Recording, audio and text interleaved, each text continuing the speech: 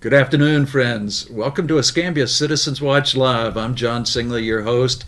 Today we're going to continue our series on pedestrian and bicycle safety, walking dangerously.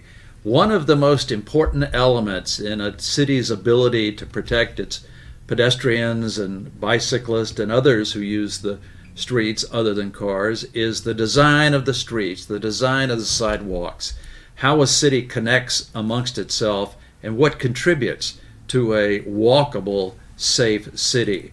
So to dive into that, we've invited two experts in this field, Zac Lane and Christian Wagley of Bicycle Pensacola. Gentlemen, thank you, and we look forward to hearing what you have to share with us.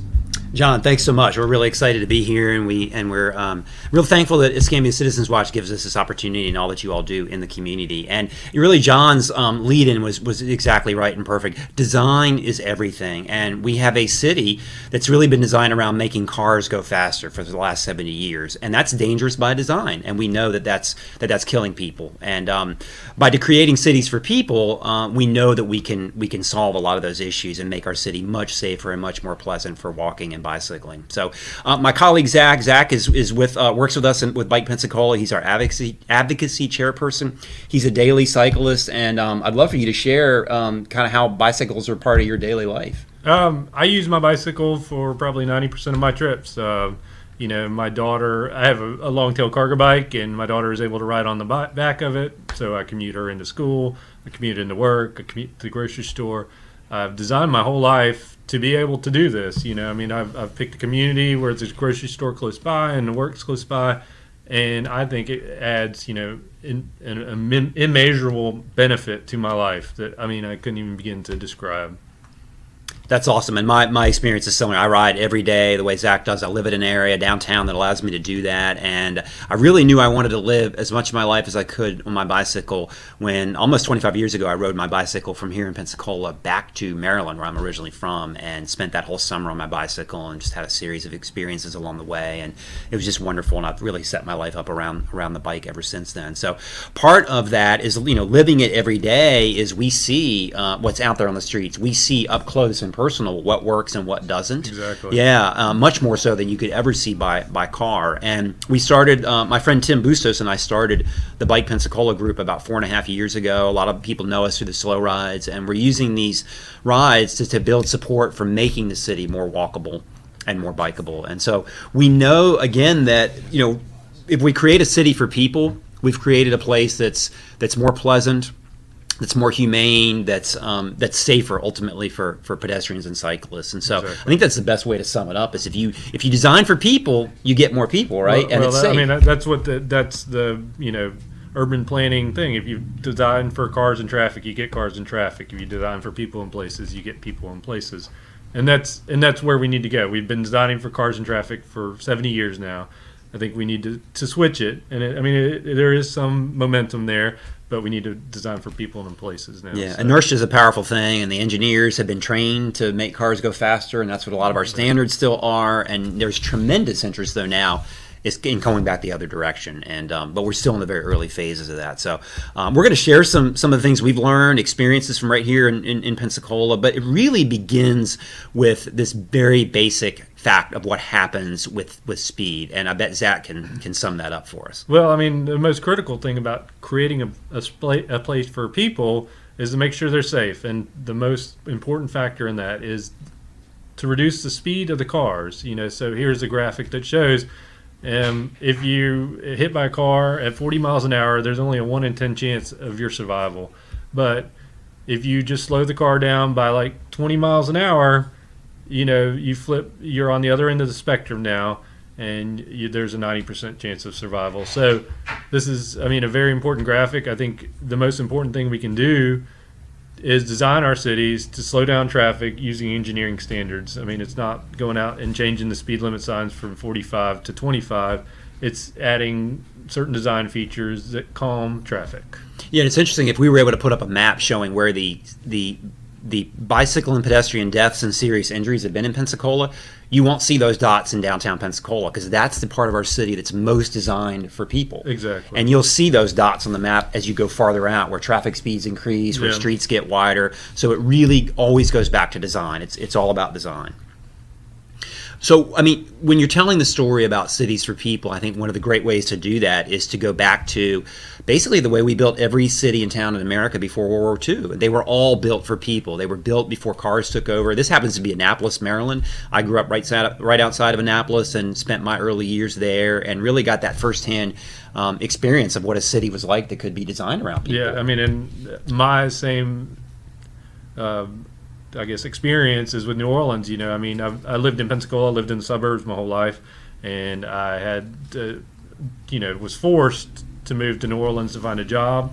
And when I did, I ended up enjoying that, street grid, the walkability and bikeability of it, and I've tried to create my life around that ever since. So. Yeah, and some of the things you'll see in those older areas that are more bike and pedestrian friendly is that it's more compact, right? The buildings, things are closer together. You don't have to go so far to get something. So if you're walking and biking, it's a shorter distance, which makes it more feasible. The uses are mixed, right? So we don't separate everything out the way zoning is. You can actually have a store on the corner or a school that's integrated into a neighborhood, right? So that keeps it closer as well. And these are the patterns you see in these older neighborhoods.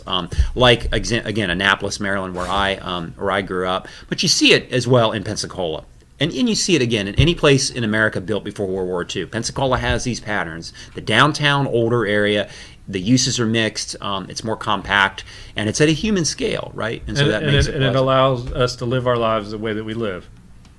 That's right. That's right. You and I couldn't do that and out in a more suburban area. It allows us to have things like the slow ride, which, because of the design, back to design, we really are only ever able to have slow rides in the older parts of the city. Exactly. We'd love to have them out somewhere else. It would be unsafe to do so otherwise.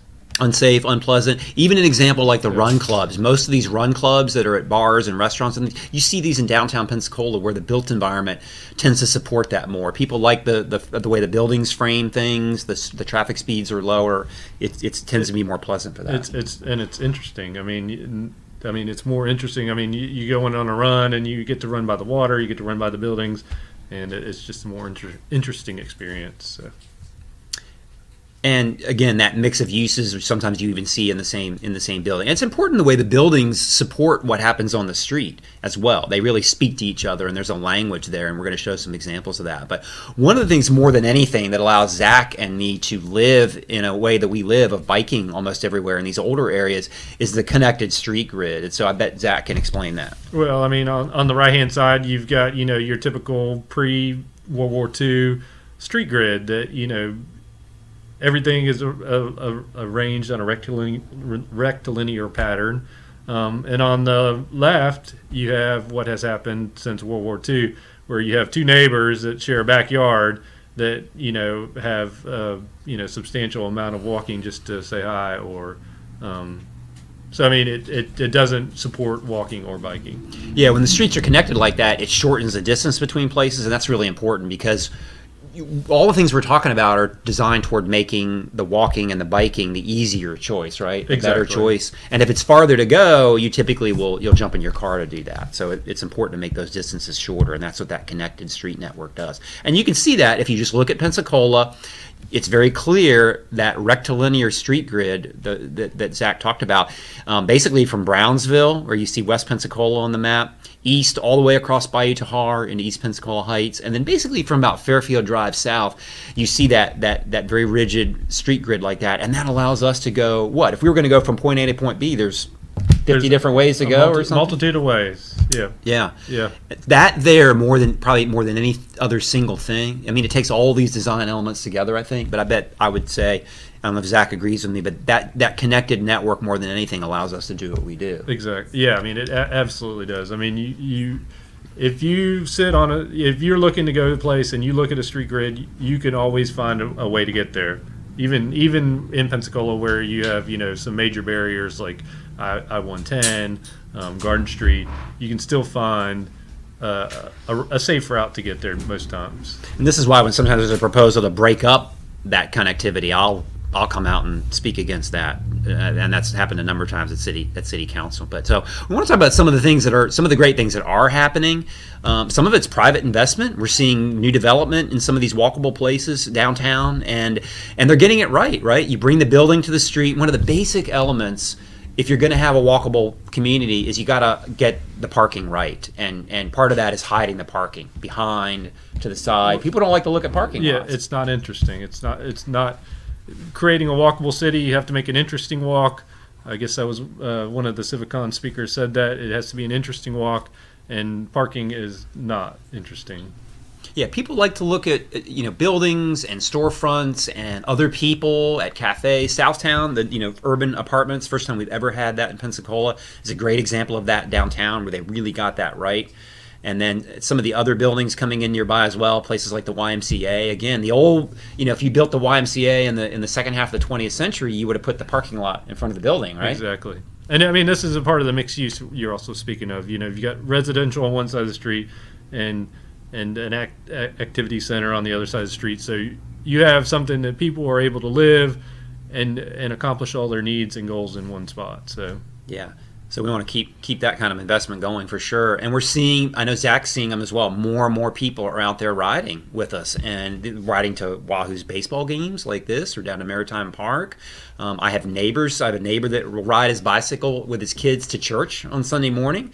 And I didn't used to see it 20 plus years ago when I started biking downtown. I didn't see people doing that, and now I am more and more. So it's tremendous interest among the public as well.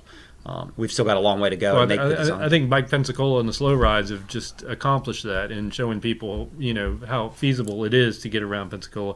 When you're out on the streets and you're like, wait a second, I know this place.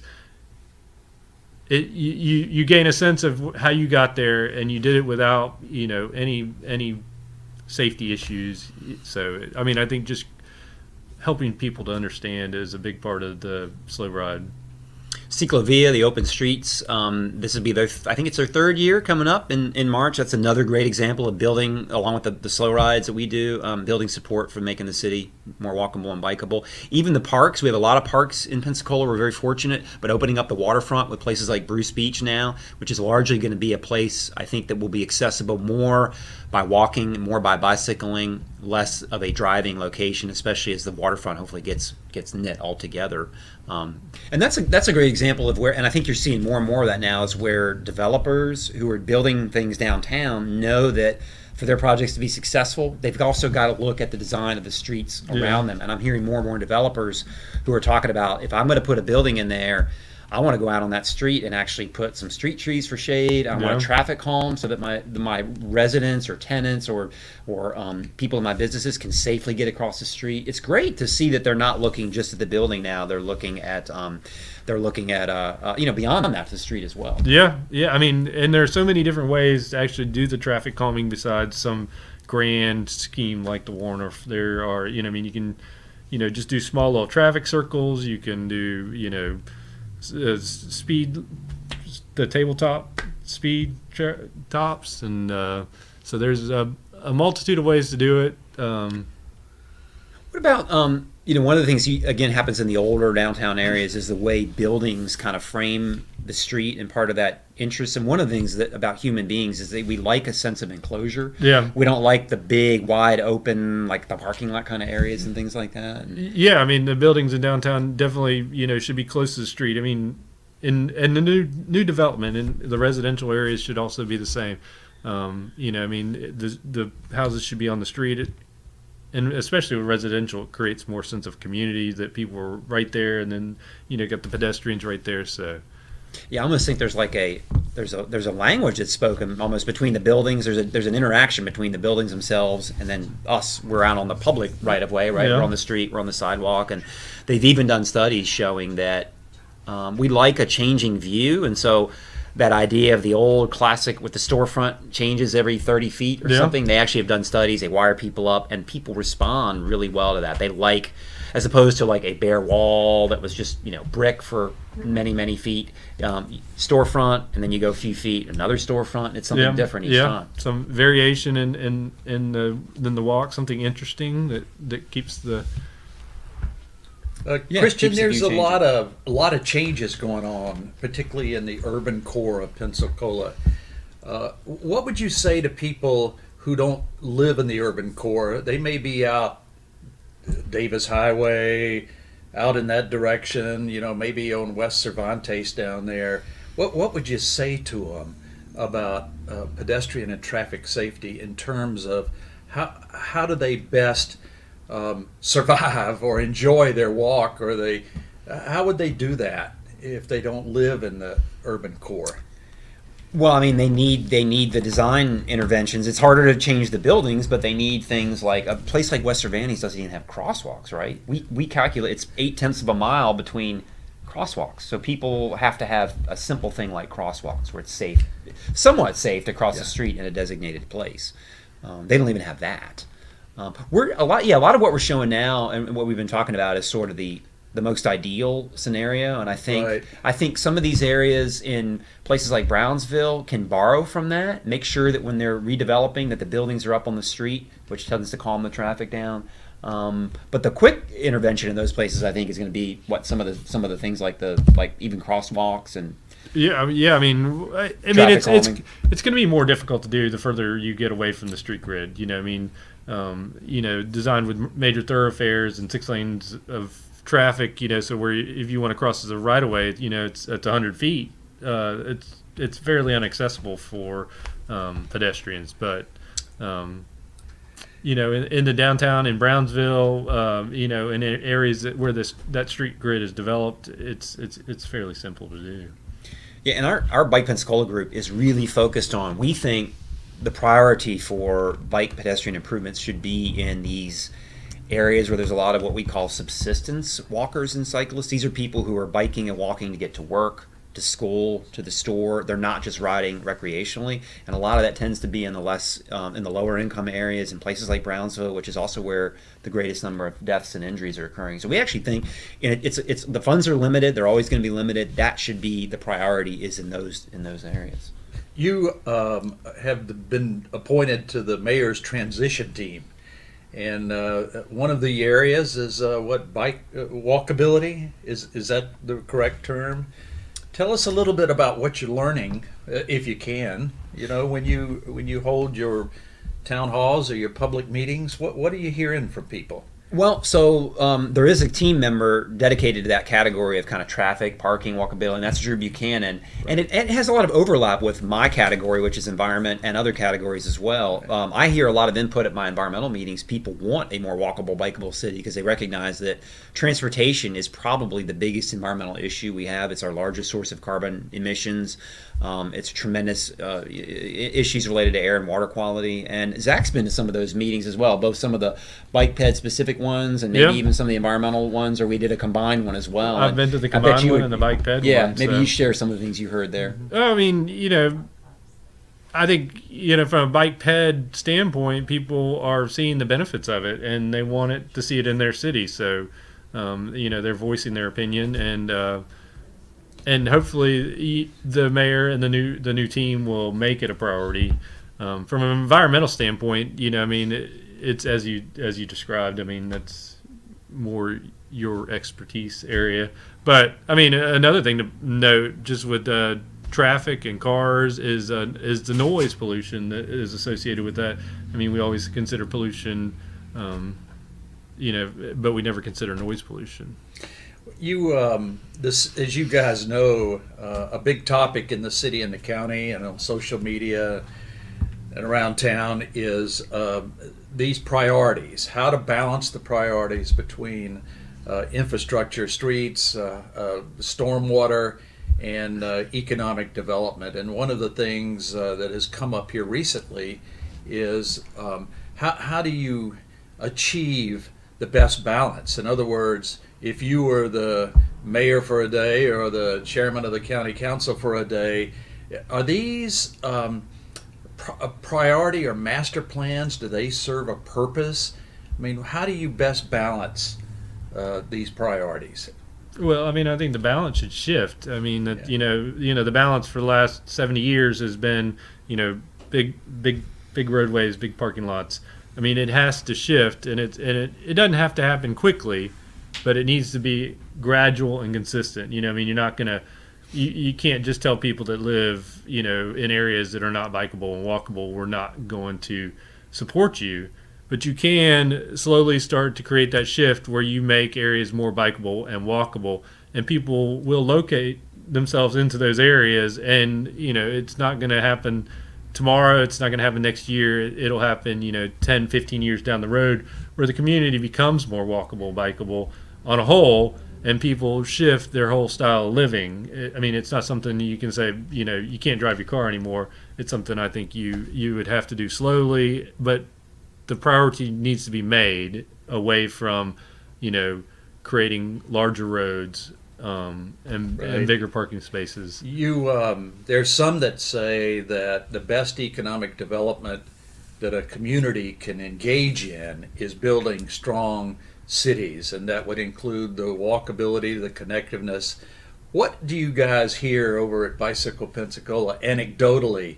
Do people want to move to a location that is conducive to safe bicycling and pedestrian? Is that an attractive thing for people? They do. I mean, we hear it. I think the main demographic groups that are driving that are retiring baby boomers who don't need a big house in the suburbs anymore, and they want to live an active lifestyle, and then young people, millennials. And we're seeing this around the country where we had the classic suburban office park in the 70s, 80s, where they built the big building with the duck pond in front and the fountain going. Those businesses, those companies that have those kinds of buildings now, they can't get the talent. It won't come out there, and they're having to move into the city because the young people. IHMC is a great example of that here in Pensacola. The Institute for Human and Machine Cognition is where it is because in order to get the talent they need, they have to be in a walkable, bikeable, urban environment, or they can't compete for talent. People that come there, not necessarily, you can't pay them more money. You have to give them the quality of the experience around it. And that's a great local example. And so we know that from IHMC, and we know that the director there, Ken Ford, has planted that seed and instilled that ethic in his employees, and he's done a lot to make the city walkable, bikeable. And we have people all the time that come to our slow rides to talk about maybe they've moved here from somewhere else and they've tried to locate in a walkable, bikeable place. My family, we used to always talk about when we retire, we always wanted to live over the movie theater on the second floor, so we wouldn't have to drive to the movie. I think we're returning to those days, aren't we?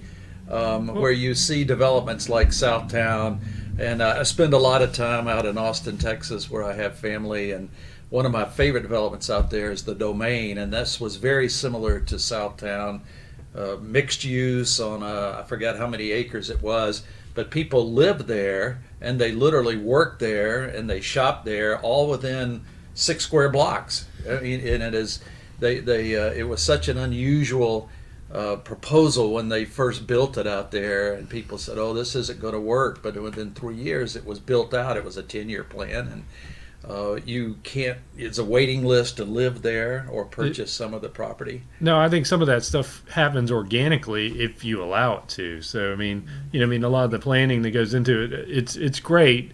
I mean, but it goes back to prioritization. If you continue to prioritize, large streets, unsafe, can't walk, can't bike, then people will continue to, use cars as their means of transportation. It's too convenient. But if you make streets more bikeable, more walkable, and it becomes more convenient to bike and walk, that kind of change happens organically. Well, fellas, we appreciate you coming in this afternoon and unpacking a lot of this for us. I know in my neighborhood, in the county, in the last 5 years, I've seen quadruple the number of baby strollers going down the streets and bicycles. So I know it's people of all ages, all ethnic groups. People just seem to want to get out and about. And in many places, like where I live, the streets aren't set up for that. But the people they seem determined to get out there, and the battle for safety is always forefront for us. So any last things you want to leave with the viewers today? Well, mentioning the safety issue again and the whole dangerous issue, the health standpoint is one we didn't really even get to talk about, but designing streets for cars going fast. We've designed physical activity out of our daily lives, and it may not be an immediate danger, but it's a danger long term. And we have an epidemic of obesity and diabetes and things that are very much related to our lack of physical activity, because we've designed environments where it's dangerous and unsafe and unpleasant to move. And so that's another reason why when we design cities for people and we get moving again, our health just improves dramatically. And so I'm really excited about so many things happening here. It's never fast enough, but with our slow rides, with events like Ciclovia, with downtown redevelopment, attention towards streets and improvements, I mean, I think we're on the right path. We've got a long way to go. Yeah, we definitely have a long way to go. And I mean, you can't even begin to emphasize the economic benefits of, with health, and just direct economic benefits of being able to have a bikeable, walkable community. We never seem to have enough money to do all the priorities in a town that we'd like to do, but we have plenty of voices who could advocate for doing the things that do benefit and make a strong community, and you two guys are some of our better voices. So thank you once again for joining with us, and to our viewers, thank you. And if you like what you're seeing here, share it with your friends. We've got more to come on Walking Dangerously. Just keep your eye on your news feed. You'll see the announcements. And until then, thank you once again for being with us. I'm John Singley, your host today. Take good care.